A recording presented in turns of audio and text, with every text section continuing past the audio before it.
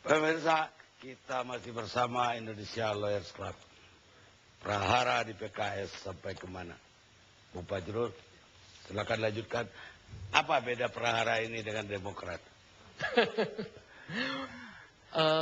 Kalau PKS ini kan, saya tadi mengatakan berada di ujung tanduk karena ini baru pertama kali sebenarnya sebuah partai secara langsung terkena langsung kepada presidennya atau ketua umumnya. Kemudian juga dari, paling tidak saya tidak ingin mencapai materinya, dari apa yang sudah sampai kepada publik hari ini dan yang sudah diperiksa dan segala macam, praktis sebenarnya hampir elit-elit partai tersebut terkena. Kalau Partai Demokrat yang hampir 2 tahun, kata Bang Sultan Batugana itu menjadi pasiennya ILC, begitu ya, dan akhirnya memang yang terkena adalah Angelina Sonda, terus kemudian Andi Malarangeng, dan kemudian Anas Urbaningrum. Praktis sebenarnya di luar itu hampir cuma terisolasi pada orang-orang yang dianggap sebagai teman-temannya Nazarudin. Kalau dalam kasus PKS, kalau kita belum ada keputusan memang, saya tidak ingin mendahului, tapi hanya berdasarkan apa yang sampai di media massa dan apa diperiksa, tampaknya elit-elit utamanya yang terkena. Jadi menurut saya, dan elit-elit utama terutama kalau dalam partai seperti PKS, adalah partai yang ideologis, itu seperti runtuhnya kepercayaan, seperti agama begitu ya. Ada agama, ada orang yang memegangnya, tiba-tiba kehilangan legitimasi dan kehilangan kepercayaan, itu seperti runtuh begitu. Kalau partai seperti Demokrat, sebenarnya secara ideologis dia nggak punya. Dia kan cuma sekedar bergantung kepada Pak Susilo Bambang Yudhoyono saja. Jadi kalau nanti sebenarnya Pak Yudhoyono 2014 tidak bisa lagi berkuasa, yang lain bisa pindah kemana saja sebenarnya. Itu udah biasa jadi.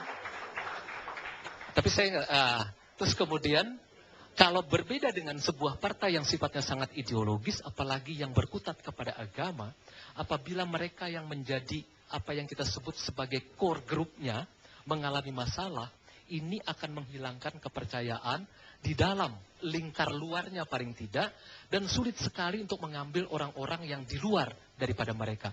Makanya menurut saya, sulit sekali partai ini sebenarnya untuk bisa merebut misalnya cita-citanya 3 besar. Masuk 5 besar itu menurut saya juga sulit sekali. Bahkan Partai Demokrat yang tidak mengalami prahara sekeras yang sedang dialami oleh PKS, untuk dapat 5% saja, atau menuju ke 7%, itu luar biasa perjuangannya. Dan ini kan sudah ditunjukkan oleh PDIP sebenarnya. PDIP tahun 1999 hampir mencapai 32 atau 33%, terus kemudian rontok menjadi 14%.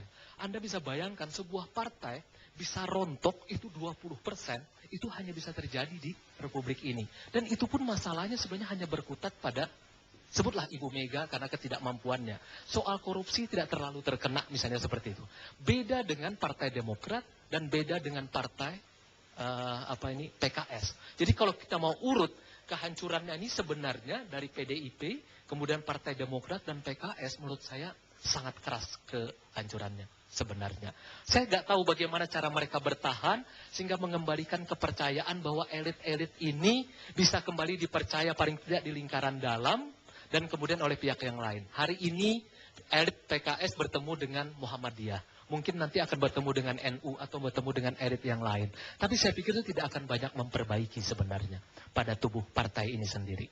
Jadi yang bisa saya sampaikan adalah terakhir buat partai ini, karena problem kita adalah bagaimana partai bisa mengumpulkan uang untuk ikut pemilu, ini harus sama-sama kita pikirkan. Mungkin yang paling bisa kita lakukan sekarang adalah, kalau undang-undang tidak bisa, bosnya Pak Sultan Batugana ini harus bertindak, membuat seperti peraturan pemerintah pengganti undang-undang untuk menyelamatkan partai-partai politik supaya sampai April 2014 tidak lagi terjebak dalam permainan politik uang ini. Jadi ini upaya menyelamatkan demokrasi sebenarnya. Gitu saja. Mungkin Pak Sultan Batugana punya jawaban. Assalamualaikum warahmatullahi wabarakatuh. Pertama saya mau komentari tentang apa yang kita bicarakan sekarang ini, kan korupsi di sana, korupsi di sini, kan begitu ya. Ini kan kita tidak sadar bahwa ini kan sudah membudaya sejak dari kecil.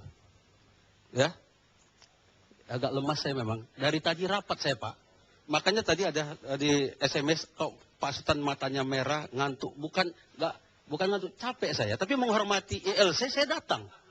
Kan begitu kan? Begini Pak.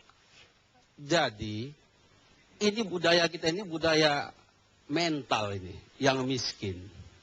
Ya, dari kecil orang tua kita nyuapin kita. Sudah besar minta disuap. Inilah kejadiannya kan. Makanya saya mau katakan ini tentang masalah mental. Bukan dari partai mana A, B, C, apapun mau dibawa. Ini memang ironi. Ketika Demokrat bawa katakan tidak pada korupsi, kena pula oknum-oknum kita di situ kan. Bos-bos pula kita.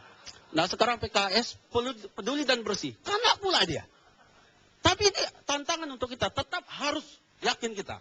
Bahwa satu saat nanti partai-partainya harus menjadi partai bersih. Dan Partai Demokrat tetap mengatakan kami anti korupsi. Makanya ada fakta integritas itu. Tentang oknum-oknum atau menteri-menteri yang ada di kabinet. Saya mau komentari juga nih Pak Akbar Faisal ini. Orang bikin partai kalau nggak dapat jabatan, saya mau lihat nanti Nasdem kalau menang, kalau ada menterinya di dalam kabinet, saya minta keluar dulu. Karena ini sesuai dengan permintaannya. Nggak ada urusan sebenarnya. Di dalam kabinet itu kan karir politik seseorang. Tetapi di sana itu mesti amanah. Kan begitu kan? Ada orang yang gencar membawa agama ternyata korupsi. Ada orang biasa-biasa saja. Enggak tuh. Oleh sebab itu saya katakan kembali ke mental. Apapun sistemnya Pak Hanta. Apalagi sistemnya sekarang yang high cost politik. Ya. Karena mental kita ini sudah mental budaya miskin. Contohnya apa? Ketika tahun lalu ada BLT di satu tempat orang miskin itu ada 13.000, ada BLT di sana, daftar jadi 70.000. Jadi orang mendaftar jadi orang miskin. Jadi mental yang miskin. Moralnya menurut saya. Oleh sebab itu, ketika jadi DPR ternyata mentalnya itu masih miskin gitu. jangan di DPR, di mana saja begitu. Tapi yang terbanyak sebenarnya, kalau ada pengadaan barang di mana-mana, di situ paling banyak permainan. Berarti mentalnya juga mental miskin. Itu yang harus digarap. Makanya hati-hati kita kepada KPK ini. KPK ini harus benar-benar kayak wakil Tuhan sebenarnya ini. Kalau sekali dua kali orang itu kena, buyar kita semua. Mau kemana lagi kita? Orang itu ada juga kan dulu. Waktu pertama-pertama sudah ada yang kena kan. Udah agak ngeri-ngeri sedap kita ini kan. Kemudian kemarin ada lagi, mohon maaf saya bilang. Salah atau nggak salah saya nggak ngerti lah. Tapi udah mulai diserang ke sana. Makanya untuk ini sistem kita perbaiki. Manusianya juga kita perbaiki. Pak Nasdem juga mengatakan dulu, the man behind the gun. Man-nya dulu, baru gun-nya. Sebagaimana gun itu dari emas dibuat, kalau mental orangnya jelek, ini apa senjata ini akhirnya untuk nodong rakyat kan?